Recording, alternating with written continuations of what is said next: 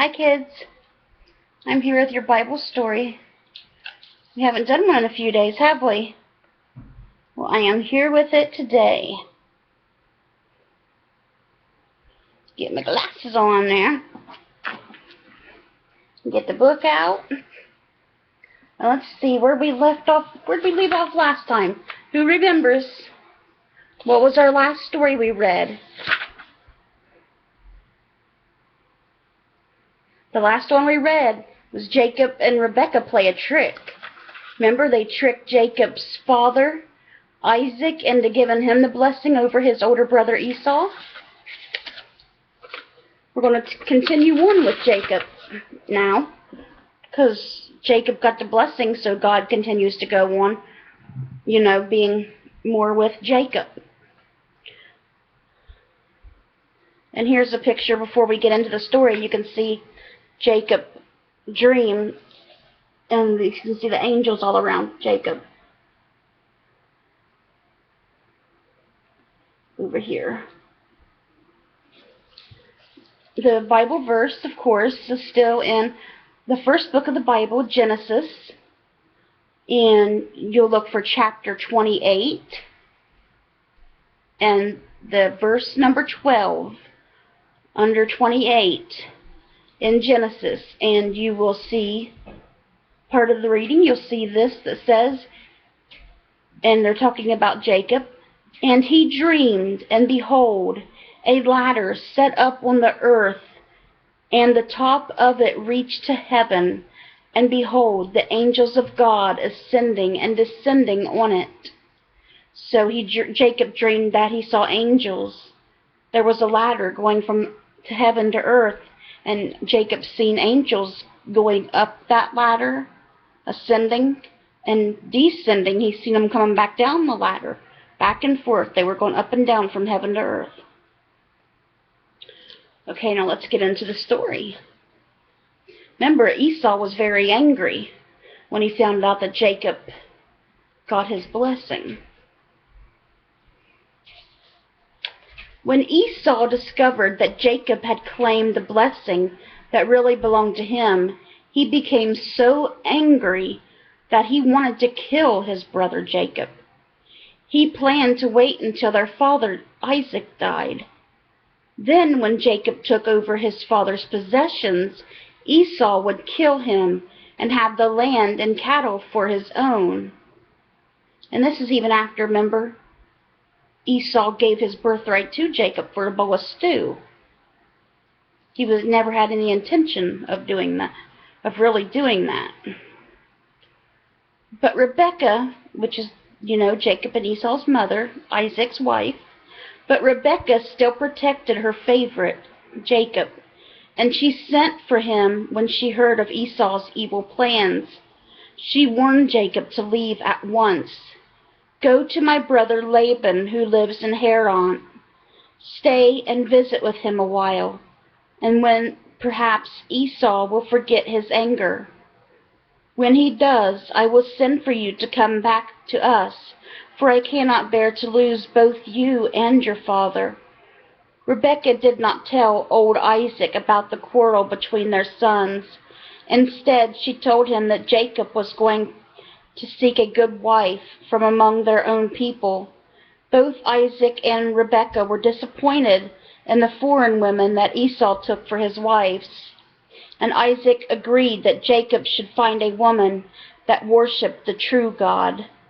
Like most fathers, he forgave Jacob for fooling him about the birthright, and he gave him his parting blessing.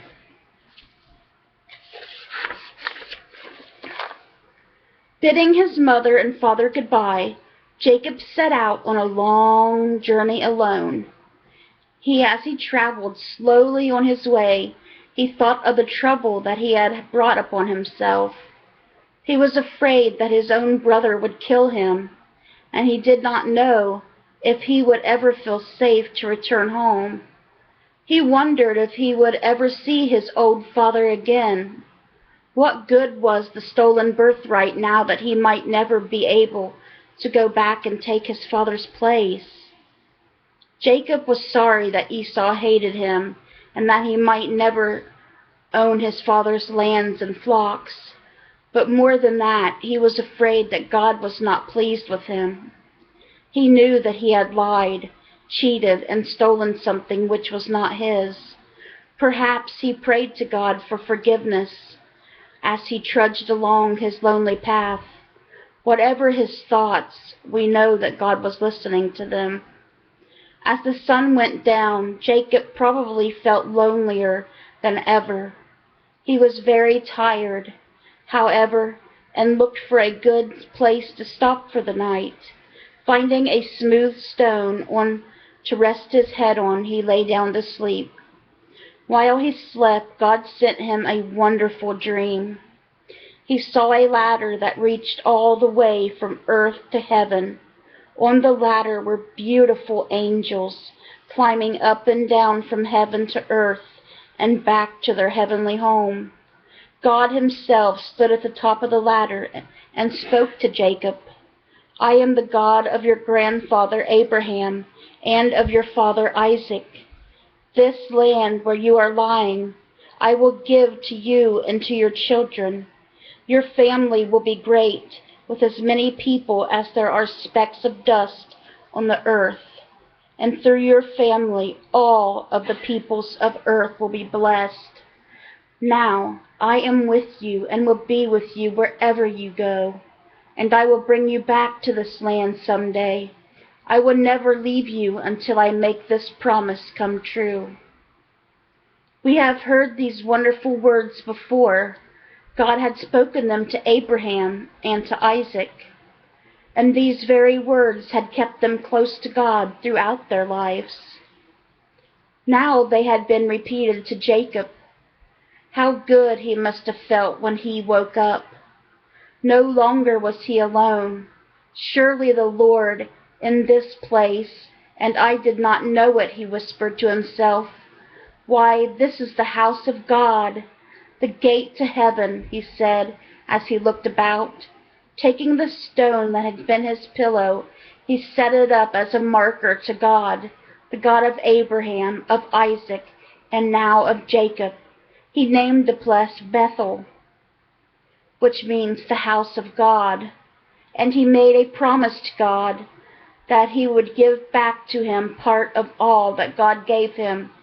After the wonderful dream, Jacob must have felt much better as he continued on his journey.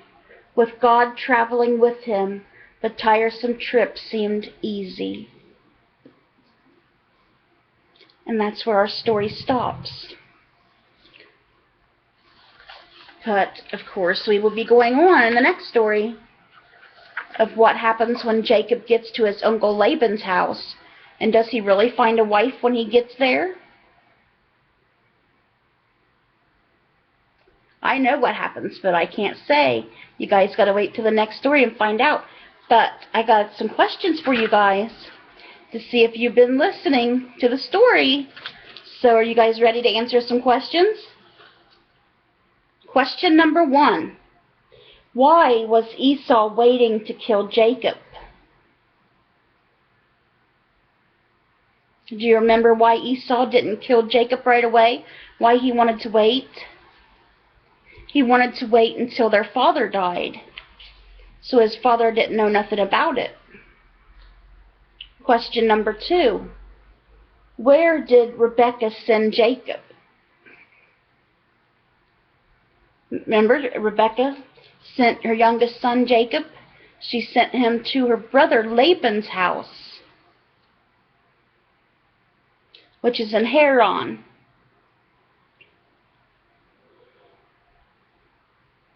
Question number 3. What happened to him on his journey? What happened to Jacob when he journeyed to Laban's house when he was leaving his home? Yes, he fell asleep when he found a place to rest and had a dream where he talked to God, and he woke up knowing that God was with him and that God would be with him for the rest of his life. Question number 4. What did Jacob see in the dream? Jacob saw a ladder in the dream that went all the way to heaven and all the way down to the earth, And Jacob seen angels going up and down on the ladder from heaven and earth, and he'd seen God at the top of the ladder, and God was talking to him. Question 5. What did God promise to Jacob? Remember, God promised Jacob that he would be with him forever and ever, and that his children would be as many as the dust on the earth. He would have a lot of children, and they would be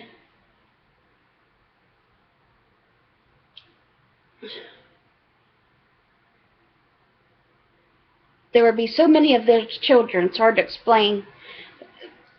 So many of Jacob's children would be so many, because their children would have children, and their children would have children and children and children, and on and on and on, all starting with Jacob.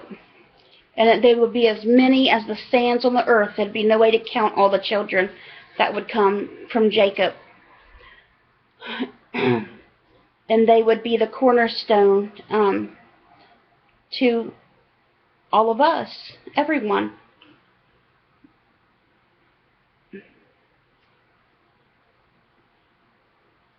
Question 6. To whom had God given this same promise?